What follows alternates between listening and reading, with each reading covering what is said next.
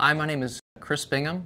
I'm Philip Heddleman Fellow and Associate Professor of Strategy and Entrepreneurship at UNC's Keenan Flagler Business School. And I'm delighted and honored to be the developer of this course, Business Strategy, and hope you enjoy its content as much as I do.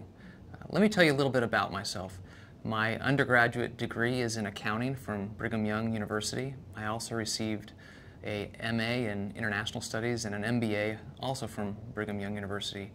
My PhD is from Stanford University, where I emphasized in strategy, organizations, and entrepreneurship. My work experience includes stints with large established organizations that you might have heard of, such as Price Waterhouse, McKinsey & Company, and Deloitte Consulting, as well as some managerial positions in a few startup organizations.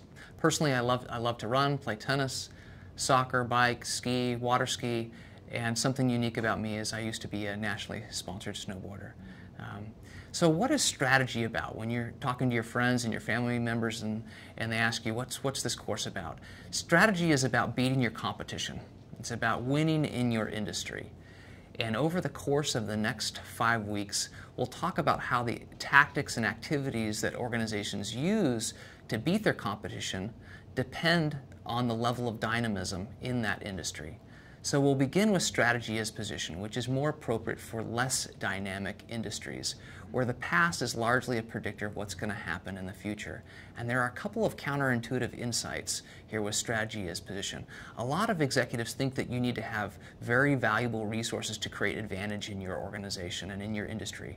Well, the insight here is that when you're in a stable environment, you can have lots of mundane resources that don't have a whole lot of strategic value in and of themselves, but when they're synergistic and reinforcing, they can create a lot of power and value for an organization. Then we'll move to strategy as leverage, and here we'll talk about strategies for creating advantage in more dynamic markets, where there's some change, but we can largely predict what those changes are going to be. And here a counterintuitive insight is that organizations do rely on a few core resources that they've built up and refined and utilized over time. And they use those resources as drivers for diversification into new product market categories. This is counterintuitive because a lot of executives, when they're thinking about diversification, just look at the attractiveness of new markets. And what we're saying is, no, you need to look upstream at the resources that your organization has honed over time and let those drive diversification rather than the markets themselves. Finally, we discuss strategy as opportunity, and here we're talking about strategy in very complex, ambiguous environments where there's a constantly shifting set of competitors, where industry boundaries are blurred, and it's really unclear how long your sustainable advantage might last. And here an insight is that when environments become very complex, often the best strategies are the most simple.